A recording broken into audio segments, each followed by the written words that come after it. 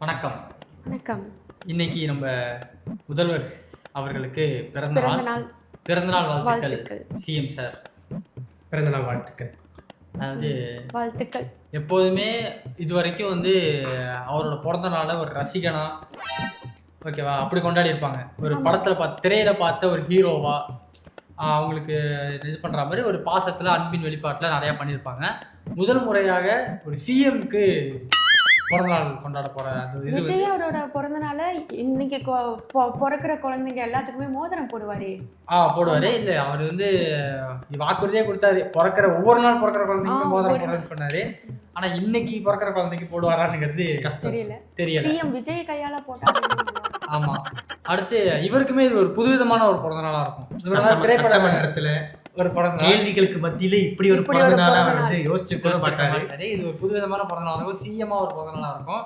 இது நான் எதுக்கு இப்ப எவ்வளவு சொல்றேன் அப்படின்னாக்கா, நம்ம இதா இருக்கும் போது, அதாவது ஹீரோவா இருக்கும் போது ஒரு நிறைய நேரத்துல சொல்லியிருக்காரு, நிறைய பிறந்த நாள் சொல்லியிருக்காரு. எனக்காக பேனர்லாம் வைக்காதீங்க, விமர்சையா நீங்க கொண்டாடாதீங்க, உங்க வேலையை நீங்க பாருங்க அப்படின்ட்டு அஜித் அளவுக்கு சொல்லனா கூட ஓரளவுக்கு சொல்லியிருக்காரு. அப்படிங்கும் போது இந்த தடவை என்ன பண்ணிட்டாருன்னா, புஷி ஆனந்த் அவர்கள் என்ன சொல்லியிருக்காருன்னா, நம்ம சிஎம்மோட பிறந்த நாளை கோலாகலமா கொண்டாடுங்க, விமர்சையா கொண்டாடுங்க அப்படிங்கிற மாதிரி ஒரு திருவிழா மாதிரி கொண்டாடணும். அவன் சுடுதண்ணிக்குள்ளேயே கையை விடுவா, இனிமேட்டு சும்மாவா விடுவா. அதாவது நம்ம ஆளுங்க பாயாசம் கிடைச்சாலே பாயசம் கிடைச்சாலே பாயாசம் மாதிரி குடிப்பாங்க, பாயாசமே கிடைச்சிருக்கு அப்படிங்கிறதால ஒரு வார்த்தை வேற வந்துருச்சு அந்த பக்கத்துல இருந்து. என்ன மாதிரியான கோலாகலமான கொண்டாட்டங்களை கொண்டாடி இருக்காங்க அப்படிங்கறத இந்த வீடியோ நம்ம பார்க்க போறோம். அதுல முதல்ல என்ன அப்படின்னு பார்த்தாக்கா, பெட்ரோல் பங்க்ல பர்த்டே செலிப்ரேட் பண்ணிருக்காங்க. பெட்ரோல் பங்க்லயா? பங்க்ல செலிப்ரேட் பண்ணல, அந்த இருக்கிற இடத்துல பட்டாசை கொளுத்தி போட்டு இந்த பைரவா படம் வச்சிருக்காங்க. ஆமா, பெட்ரோல் பங்க்ல போனே யூஸ் பண்ண கூடாது, கொளுத்தி போடுவார் பாருங்க அந்த மாதிரி. ஆமா, அந்த மாதிரி அந்த அண்ணன் அடுத்து பண்ண போறாரு. அந்த மாதிரி பிறந்த நாளமா தமிழ் கொளுத்தி போட்டுட்டு இருக்காங்க. ஆமா, பெட்ரோல் பங்க் பக்கத்துல ஒரு 1000 வாலா வச்சு வெடிச்சிட்டு இருந்திருக்காங்க. அது அங்க இருக்க எல்லாத்துக்குமே டிஸ்டர்பன்ஸா இருந்திருக்கு அப்படின்னு சொல்லியிருக்காங்க. அதாவது நீங்க கொண்டாடுங்க, இது பண்ணுங்க, அது பண்ணுங்க, எது வேணாலும் பண்ணுங்க, அது பிரச்சனை கிடையாது. அது பப்ளிக்கு இடையூறா இல்லாம, அதாவது சேஃப்டி ப்ரிகாஷனோட பண்றதுதான் இங்க ரொம்ப முக்கியமா இருக்கு. நீங்க பாட்டுக்கு பெட்ரோல் பங்க் பக்கத்துல போயிட்டு, அதாவது பெட்ரோல் நார்மலா போனே பேசக்கூடாது, நார்மலா நம்ம யோசிக்க வேண்டிய ஒரு விஷயம். அது ஒரு தீப்பற்றக்கூடிய ஒரு ஈஸியான ஒரு இடம் பெட்ரோல் பங்க். அங்க போய் வெடி வைக்கும் போது இங்க வைக்கக்கூடாது. நமக்குன்னு ஒரு நார்மலாவே ஒரு இது இருக்கும். நமக்கு என்னன்னா, ஸ்கூல் பக்கத்துல நம்ம வெடி வைக்க கூடாது, ஹாஸ்பிட்டல் பக்கத்துல வெடி வைக்க. விஜய் ரசிகர்களுக்கு அறிவில்லைன்னு சொல்றீங்க? நான் அப்படி சொல்லல, அது தற்கொலைங்கிறது அது நான் அப்படி சொல்லல. நான் அதை நம்ம யோசிக்கணும்ல, யோசிக்காம பண்ணா அதனால அப்பனா உங்களுக்கு அப்படிதான் சொல்ல முடியும். நாங்க பெட்ரோல் பங்க் பக்கத்துல நம்ம வைக்கிறோமே, அறிவு இல்லையா உங்களுக்கு அப்படின்னு நம்ம கேட்கறதா தோணுது. யாருங்க பெட்ரோல் பங்க் அங்க வைக்க சொன்னது? விஜய் பிறந்த நாள் அதுவா, பட்டாசு நாங்க எங்க வேணாலும் வெடிப்போம். ஏன் பெட்ரோல் பங்க் நீங்க திறந்தீங்க அப்படி கேட்கலாம். இன்னும் கொஞ்ச நாள் போய் பட்டாசு ஃபேக்டரி கிட்டே போய் கொளுத்தி போட்டாலும் வாய்ப்பு இருக்கு, பண்ணக்கூடிய வாய்ப்பு இருக்கு. அடுத்து வேற என்ன பண்ணிருக்காங்க? அடுத்து என்ன பண்ணிருக்காங்க அப்படின்னா, இப்போ நிர்வாகிகள் தொண்டர்கள் இவங்கெல்லாம் பண்றது போதாது அப்படின்னு சொல்லிட்டு இப்ப அமைச்சரும் பண்றாரு. அவர் எங்க போய் செலிப்ரேட் பண்ணிருக்காரு அப்படின்னா, ஸ்கூல்ல போயிட்டு விஜயோட பிறந்த நாளை செலிப்ரேட் பண்ணிருக்காங்க. எந்த அமைச்சரு? எங்கள் சேவை உங்களுக்கு பிடித்திருந்தால் லைக் ஷேர் பண்ணுங்க, எங்களுக்கு உதவணும்னு நினைச்சா பக்கத்துல இருக்க QR கோட் மூலமா உதவி செய்யுங்க, நன்றி. காங்கிரஸ் அமைச்சர் விஸ்வநாத் தான். அவரா? அவர் வாடி வாடி வாடி கைப்படாத சிடி 1000 அந்த ஸ்டெப் போல கண்டு கூசு தேடி அப்படி போட்டாரு பாருங்க சார். நீங்க அவரை வெளில பிரஸ் மீட்ல என்ன சொல்லிருக்காரு அப்படின்னாக்கா, பசங்களாம் ஒரு உற்சாகத்துல இருந்தாங்க, நானும் ஒரு உற்சாகத்துல இருந்தேன், விஜய் பிறந்த நாளை நாங்க இப்படி தானே கொண்டாடுவோம், எப்படி பண்ண முடியும், இதுல என்ன தப்பு அப்படின்னு சொல்லிருக்காங்க. சார், நீங்க டான்ஸ் ஆடுறது தப்பு கிடையாது சார், நீங்க உற்சாகமா இருக்கிறதுலாம் தப்பு கிடையாது. அது ஒரு ஸ்கூல் சார், அங்க போயிட்டு பசங்களுக்கு ஆக்கப்பூர்வமான விஷயங்களை சொல்லணும். இதுக்கு முன்னாடி நம்ம மினிஸ்டர்ஸ் எல்லாம் பார்த்திருக்கோம், கல்வித்துறை மினிஸ்டர் இவங்க என்ன பண்ணிருக்காங்கன்னு பாக்குறோம். இப்ப இருக்கவங்க எப்படி இருக்காங்கன்றதையும் பார்த்துருக்கோம். அங்க போயிட்டு சினிமா பாட்டை போட்டு ஆடணுங்கிற அவசியம் எதுக்கு, என்னங்கிறதா எனக்கு அது ஒரு கல்ச்சரல் சார்ந்தா கூட பரவாயில்ல. என்னன்னா சோசியல் மீடியால என்ன கேட்கறாங்கன்னா, நீட்டுக்கு எதிராக மாணவர்கள் போராடிட்டு இருக்காங்க, அவ்வளவு பெரிய குண்டு கட்டா இடம் கொடுக்காம குண்டு கட்டா தூக்கி உள்ள போடுறது, போலீஸ் அராஜகம் எல்லாம் நடக்குது. அப்படியே நம்ம மினிஸ்டர் என்ன பண்ணிட்டு இருக்காரு அப்படின்னு சொல்லிட்டு பார்த்தா, வாடி வாடி வாடி அப்படின்னு சொல்லிட்டு ஆடிட்டு இருக்காரு அப்படின்னு சொல்லி எல்லாம் வருத்தப்படுறாங்க. ஆக்சுவலா ஸ்கூல்லயே இந்த பாட்டு மட்டும் தான் போட்டு டான்ஸ் ஆடணும் அப்படின்ற ரூல்ஸ் எல்லாமே இருக்கும். நான் படிக்கும் போதெல்லாம் இந்த பாட்டுலாம் அவாய்ட் பண்ணிருங்க, இதெல்லாம் போட்டுக்கோங்க அப்படின்லாம் இருக்கும். அந்த பாட்டை போட்டுருவாங்க, அந்த குச்சி வச்சுட்டு ஒரு பாட்டு ஆடுவாங்க, எல்லா பக்கமும் அந்த பாட்டு அந்த கார்ப்பரேட் எடுத்துட்டு போறேன். அதனால தான் அப்படியே மூடிட்டேன். அப்பெல்லாம் போட்டாடுவாங்க. ஆனா இப்பெல்லாம் வந்து இப்போ வாடி வாடி வாடி கைப்படாத சிடி. அடுத்து வந்து தொட்டபேட்டா ரோட்டு மேல முட்டை பரோட்டா அப்படிலாம் போடுவாங்க.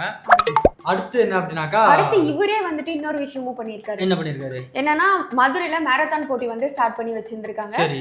ஸ்டார்ட் பண்ண உடனே வந்துட்டு அவங்க அவரு வந்து ஒரு பேட்டியும் கொடுத்திருக்காரு. அதுல வந்து என்ன சொல்லியிருக்காரு அப்படின்னா, மாண்புமிகு முதல்வர் தளபதி ஸ்டாலின் அவர்களே அப்படின்னு சொல்லிட்டாரு. சார் என்ன சார் சொல்றீங்க? அப்ப இன்னும் காங்கிரஸ் கூட்டணியில இருந்து பிரியலையா? டிஎம்கே கூட தான் இருக்கோ? மறைமுகமா இருக்கு சார். நீங்க வந்து இப்ப டிவிகே கூட வந்து கூட்டணியில இருக்கீங்க. அவங்க தான் ஆட்சியில இருக்காங்க. துரந்தர் சார், அதாவது முதல்வர் வந்து இப்போ வந்து விஜய் அவர்கள். எனக்கு சொல்லி ஸ்டாலின் வருதியா? முதலமைச்சர் அப்படி சொன்ன உடனே டக்குனு ஸ்டாலின் ஸ்டாலின் வருது. இங்க ஸ்டாலினே வந்துருச்சு. சொல்லுங்க, எதை சொல்ல வந்தீங்களே? சபாநாயகருமே ஸ்டாலின் தான் சொல்லுவாரு. அப்படி அப்படின்றாரு. அது மாதிரி ஸ்டாலின்ங்கிற வார்த்தை வந்து நிறைய பேருக்கு அது. நீங்க வந்து முதல்ல நீங்க நம்புங்க, நம்ம சிஎம் ஆயிட்டோம், நம்ம விஜய் சிஎம் ஆயிட்டாருங்கிறத நீங்க நம்புங்க. போல தூக்க கழகத்துல நீங்க யாரு அப்படின்னு கேட்டா நடிகர் தான் சொல்லுவாரு போல. கரெக்ட். ஆமா, கரெக்ட் தான். அடுத்து இன்னொரு பக்கம் பார்க்க போனாக்கா, ஒரு ஸ்கூல், அதாவது விருதுநகர்ல அமைச்சர் ஜெகதீஸ்வரி வந்து ஒரு ஸ்கூலுக்கு போயிருக்காங்க. அவங்க வந்து என்ன பண்ணிருக்காங்க அப்படின்னா, டிவிகேன்னு கீழே இருக்கிற மாணவர்கள்லாம் கத்திருக்காங்க. ஒரு ஸ்கூலுக்கு போயிட்டு ஒரு மாணவர்கள் வந்து இந்த மாதிரி டிவிகேன்னு கத்துறாங்க அப்படின்னாக்கா, டக்குன்னு அவங்க அமைச்சர் என்ன சொல்லணும், இங்க பாருப்பா, நான் அமைச்சரா வந்திருக்கேன், கட்சி வேற, இது வேற, ஸ்கூல்ல இந்த மாதிரி கட்டக்கூடாதுப்பா, இதெல்லாம் பண்ணக்கூடாதுப்பான்னு சொல்லணும். மேடம் ஒன்று என்ன பண்ணிட்டாங்க, போனை எடுத்துட்டு செல்ஃபி புள்ள அப்படின்னு சொல்லிட்டு விஜய் ஸ்டைல ஃபாலோ பண்ணுவோம். அப்படி கட்சிக்கும் ஆட்சிக்கும் இருக்க வித்தியாசத்தை முதல்ல ஒரு மறுபடியும் பயிற்சி பற்றி போட்டு சொல்லி தரணும். கண்டிப்பா. கட்சி வேற ஆட்சி வேற. கண்டிப்பா. அடுத்து பார்த்தோம் அப்படின்னா, கவர்மெண்ட் காலேஜ்ல வந்து பட்டமளிப்பு விழா வந்து நடந்திருக்கு. அதுல வந்து 3 மினிஸ்டர்ஸ் வந்துட்டு கலந்துருக்காங்க. அவர் கலந்துகிட்ட விழால பாத்தீங்கன்னா, ஒரு பட்டமளிப்பு விழால என்ன மாதிரியான பாடல் போடுவாங்க, ஃபர்ஸ்ட் பாட்டு போடுவாங்க. எனக்கெல்லாம் கொடுக்கும்போது அந்த பாட்டே போடல. அதான் பின்னாடி ஏதோ ஒரு பீஜம் மைல்டா போயிட்டு இருக்கும். அது என்ன பீஜம் கூட நமக்கு தெரியாது. ஏதோ ஒரு பீஜம் மைல்டா அப்படியே போய்கிட்டு இருக்கோம். நம்ம ஆளுங்க அதுக்கு எடுத்துட்டு வந்ததுக்கு அப்புறம் ஜெயிச்சிட்டோம் மாறா அப்படிலாம் போடுவாங்க. அது வேற. அது ரீல்ஸ் போடுவாங்க. அது வேற. நம்ம ஆளுங்க சில பேர் வந்து முதலமைச்சரோட போட்டோ போட்டுட்டு அப்படியெல்லாம் ரீசெண்டா நடந்துச்சு. சில பேர்ல வந்து நாங்க வந்து ராஜ்மோகன் அவங்க கிட்ட வாங்கவே மாட்டோம் அப்படின்லாம் போயிட்டு, இல்ல நான் வந்து எங்க ப்ரொஃபசர் கிட்டே வாங்கிக்கிறேன்னு சொல்லிட்டு பண்ணாங்க. இப்போ என்ன பண்ணிருக்காங்க இங்க? இப்போ என்ன பண்ணிருக்காங்க அப்படின்னா, பிரச்சார பாடலை வந்து போட்டிருக்காங்க. அதுயா? ஆமா, அந்த பாட்டை போட்டுட்டு தான் எல்லாத்துக்குமே கொடுத்துருக்காங்க. அது ஸ்கூல் ஃபங்க்ஷனா, காலேஜ் ஃபங்க்ஷனா, இல்லனா அது ஏதாவது பிரச்சார ஃபங்க்ஷனா என்னங்கிறதே தெரிய மாட்டேங்குது. கட்சி பொதுக்கூட்டம்னு நினைச்சாங்க போல. கூட்டம் நிறைய வந்தோடனே கட்சி பொதுக்கூட்டம் தான் ஞாபகம் வருது. குஷி ஆனந்தோட பொதுக்கூட்டத்துல வந்துட்டு கரண்ட் திருடி இருக்காங்க. திருடி அந்த நிகழ்ச்சியை நடத்தி இருக்காங்க. என்னங்க கரண்ட்ல திருட ஆரம்பிச்சிட்டாங்களா? திருடிட்டாங்க. சின்ன திருட்டு தான் பண்ணிட்டு இருந்தீங்க. கரண்ட் எப்படி திருடிருக்காங்க? டிரான்ஸ்ஃபார்ம்ல இருந்துட்டு வந்துட்டு அங்க ஸ்டேட் கனெக்ஷன்ல திருடி இருக்காங்க. கள்ள ஒயர் போட்டு. ஆமா. அதாவது திமுக வந்து எடுத்துருக்கும், அதை தாவேகா கிட்ட கொடுத்துருக்கும். அப்படிங்க. ஆமா, அப்படிதானங்க இருக்கும். எப்படிங்க தாவேகா? அதாவது இந்த ஊர் சைடுல திருட்டு கேபிள் இருப்பாங்க. எப்படின்னு வச்சுக்க, இப்போ வந்து ஒரு கேபிள் தான் ஒரு வீட்டுக்கு ஒரு கனெக்ஷன் இருக்கும். ஆமா, ஓகேவா? இப்போ ஒரு வீட்டில் வந்து இப்போ ஹாலில் ஒரு டிவி இருக்கும். சரி, சப்போஸ் நம்ம ரூமுக்கு ஒரு டிவி வேணும்னு வச்சுக்க, அதுக்கு வந்து நம்ம தனியாக ஒரு கேபிள் கனெக்ஷன் இழுக்க முடியாது, அது செலவாகும்னு சொல்லிட்டு ஹாலுக்கு ஒரு கேபிள் ஒயர் இருக்குல்ல, அதுலேயே நடுவில் வந்து இப்படி கட் பண்ணிட்டு அதில் ஒரு கேபிள் ஒயரை சுற்றி அதுலேருந்து இழுத்தோம்னா திருட்டு கேபிள் இழுத்துக்கலாம். இன்னொரு டிவி நிறைய பண்ணிருப்பீங்க போல. இல்ல, அதுதான் வந்து நிறைய வருது.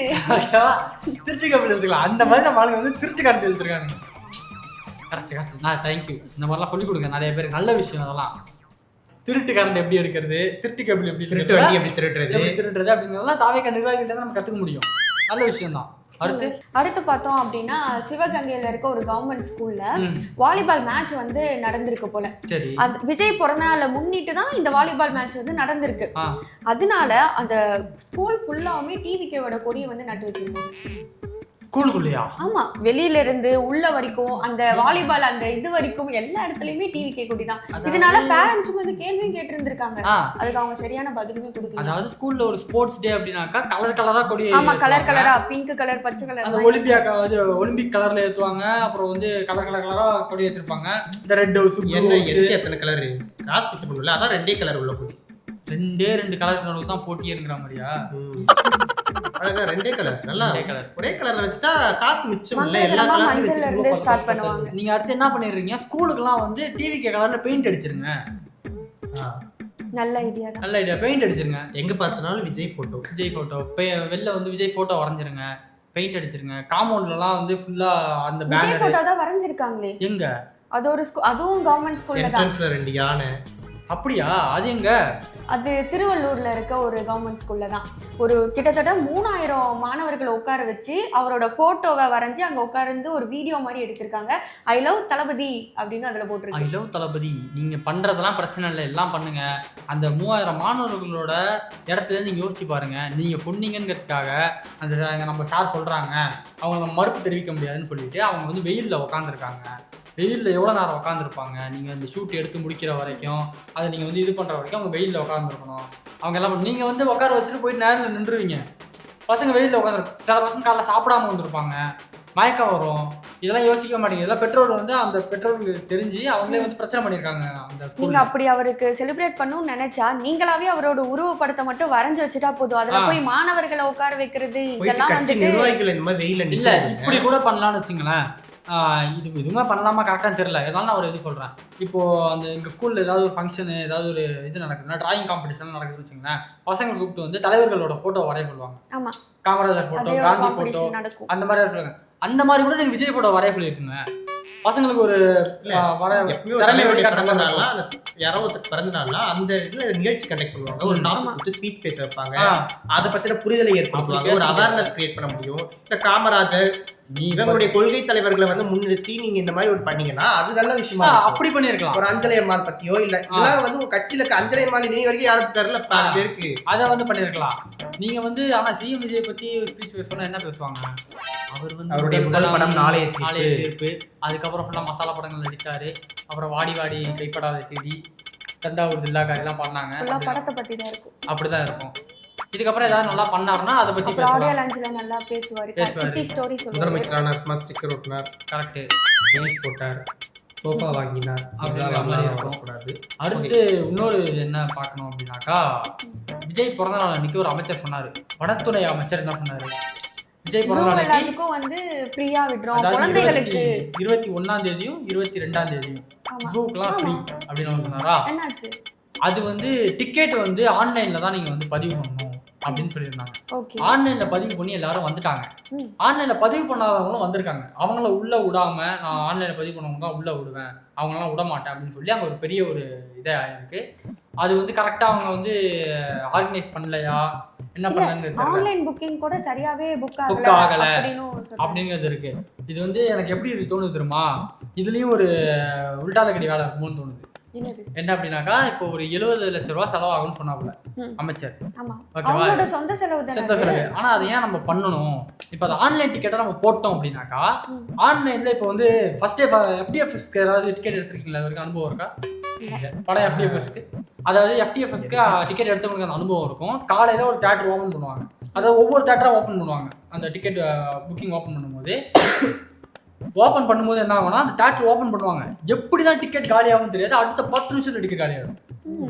ஓகேவா? அது என்னன்னா, இந்த படமும் 10 நிமிஷத்துல டிக்கெட் காலியாகும். அது என்னன்னா, அந்த தியேட்டர்ஸே அந்த டிக்கெட்டை வந்து ஆட்டோமேட்டிக்கா புக் பண்ணி ஆட்டோமேட்டிக்கா அவங்களே புக் ஆன மாதிரி வெளில வந்து அந்த ஆப்ல லாக் பண்ணிடுவாங்க. அதே மாதிரி இவங்க வந்து அந்த செலவு பண்ணக்கூடாதுன்னு ஏதாவது லாக் பண்ணிட்டாங்களா, இல்லை உண்மையிலே வந்து டிக்கெட் ரிஜிஸ்டர் ஆகி அந்த மாதிரி ஆயிடுச்சா, இது நிறைய பேர் யூஸ் பண்ணதால அந்த பிளாக் அந்த இது வெப்சைட் வந்து பிளாக் ஆயிடுச்சான்னு தெரியல. ஆனா இந்த மாதிரியான ஒரு பிரச்சனை நடந்திருக்கு. அவங்க வந்து என்ன சொல்றாங்கன்னா, நான் வந்து ஃப்ரீன்னு சொன்னீங்க, குழந்தைங்களை கூப்பிட்டு வந்துட்டோம், எல்லாரும் கூப்பிட்டு வந்துட்டோம், வெயில்ல வந்து நிக்கிறோம், நைட் ஷிஃப்ட் எல்லாம் முடிச்சுட்டு கூட நாங்க வந்திருக்கோம் அப்படின்னு ஒரு பக்கம் சொல்றாங்க. இது என்ன உள்ளடி வேலை இருக்குதுங்கிறது நமக்கு தெரியல. அது என்னங்கிறத நாங்க அனௌன்ஸ் மட்டும் தான் பண்ணுவோம், அதை நடைமுறையெல்லாம் படுத்த மாட்டோம். கரெக்ட். எப்போதுமே பிறந்த நாள் கொண்டாடுங்க. ஏன் பிறந்தாரு அப்படின்னு யோசிக்கிற அளவுக்கு ஒரு கொண்டாட்டத்தை கொண்டாடக்கூடாது. மக்களுக்கு அது இடையூறா இருக்கக்கூடாதுன்றதுதான் பேசிக். ஆமா. அடுத்து இன்னொன்று என்ன அப்படின்னாக்கா, விஜய் பிறந்த நாள் அன்னைக்கு ஒரு ஃபங்க்ஷன் நடந்திருக்கு. அங்கே ஃபுல்லாமே விஜய் பத்தி தான். ஆமா, பிறந்த நாள் தான் செலிப்ரேஷன். எல்லாமே செலிப்ரேஷன் தான். நார்மலாவே கண்டென்ட்டா கொடுப்போம் நார்மல் டேஸ்க்கு. அங்க போய் நம்ம ஆளுங்க வந்து செய்தியாளரை மிரட்டிருக்காங்க. செய்தியாளர் ஃபர்ஸ்ட் இடம் தர மாட்டாங்க, அதுக்கு அப்புறமா மிரட்டவும் செய்றாங்க, எல்லாம் பண்ணுவாங்க. அந்த வீடியோவை நீங்க பார்த்துட்டு வாங்க. எங்கள் சேவை உங்களுக்கு பிடித்திருந்தால் லைக் ஷேர் பண்ணுங்க. எங்களுக்கு உதவணும்னு நினைச்சா பக்கத்துல இருக்க QR கோட் மூலமா உதவி செய்யுங்க. நன்றி. தாமூர் பகுதியில் முதலமைச்சர் விஜய் பிறந்த நாளை முன்னிட்டு அக்கட்சியின் உள்ளூர் நிர்வாகிகள் சார்பில் பொதுமக்களுக்கு நலத்திட்ட உதவிகள் வழங்கும் விழா ஏற்பாடு செய்யப்பட்டது. இந்த விழாவில் பங்கேற்பதாக அறிவிக்கப்பட்ட அமைச்சர் சரத்குமார் நிகழ்ச்சிக்கு தாமதமாக வந்ததாக கூறப்படுகிறது. அப்போது அங்கு கூடியிருந்த மக்கள் மேடையை நோக்கி முண்டியடித்துக் கொண்டு முன்னேறியதால் தள்ளுமுள்ளி ஏற்பட்டது. இதை படம் எடுத்த செய்தியாளர்கள் அங்கிருந்த தவேக நிர்வாகிகள் மிரட்டியதுடன் செய்தியாளரின் கையில் இருந்த செல்போனை வலுக்கட்டாயமாக பறிக்க முயன்றதால் அதிர்ச்சியடைந்தனர். அடுத்து என்ன அப்படின்னா, அறநிலையத்துறை அமைச்சர் தெரியும்ல, ஆமா, அவர் வந்துட்டு ரத்த தானம் பண்ணியிருக்காரு. நல்ல விஷயம் தான். பிறந்த நாள், விஜயோட பிறந்த நாளுக்கு அவர் வந்து ரத்த தானம். நல்ல விஷயம். நல்ல விஷயம் தான். தானத்தில் சிறந்த தானம் ரத்த தானம், அன்னதானம் எல்லாமே இருக்கு. ஆமா, காமெடி வேண்டாம். சொல்லுங்க. அவர் பண்ணியிருக்காரு. அவர் படுத்துட்டு பிளட் கொடுத்துட்டு இருந்திருக்காரு. பின்னாடி இருந்துட்டு 2 பேரு விஜயோட போட்டோ பின்னாடி இருந்துட்டு அந்த வீடியோ பார்த்துட்டு வாங்க, உங்களுக்கு அது புரியும். மார்க்கெட்டிங். ஆமா.